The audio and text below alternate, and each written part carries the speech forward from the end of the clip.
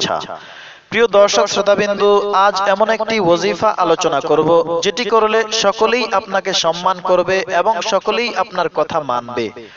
অর্থাৎ যদি আপনি চান যে সব জায়গায় আপনাকে সম্মান করা হোক, সবাই আপনার কথা মানুক, তাহলে আপনার জন্য আজকের এই ওয়াজিফাটি কিভাবে করবেন আলোচনা করব। তার পূর্বে অবশ্যই যারা চ্যানেলটি সাবস্ক্রাইব করেননি সাবস্ক্রাইব করবেন, লাইক করবেন, কমেন্ট করবেন এবং বেশি করে শেয়ার করবেন।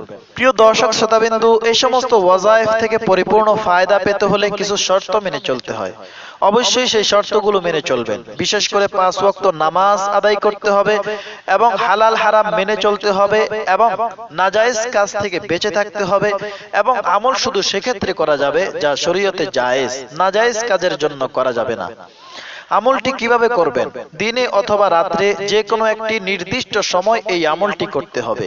ফজরের নামাজের পরে অথবা এশার নামাজের পরে অথবা অন্য যে কোনো সময় এই ওয়াজিফা করতে পারেন। তবে প্রতিদিন এক টাইমেই করতে হবে। প্রতিদিন নির্ধারিত টাইমে বসে বসে এই বাক্যটি 333 বার পড়ুন। ইয়া মালিকাল মুলকি ইয়া যাল জালালি ওয়াল ইকরাম। আবার পড়ি, ইয়া মালিকাল মুলকি ইয়া যাল জালালি ওয়াল ইকরাম। এই বাক্যটি 333 বার পড়ুন।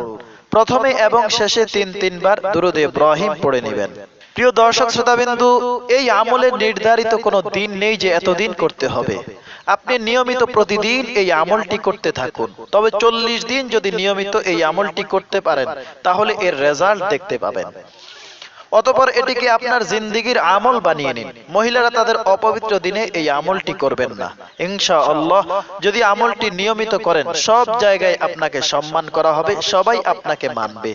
প্রিয় দর্শক শ্রোতাবিন্দু, আশা করি ভিডিওটি ভালো লেগেছে।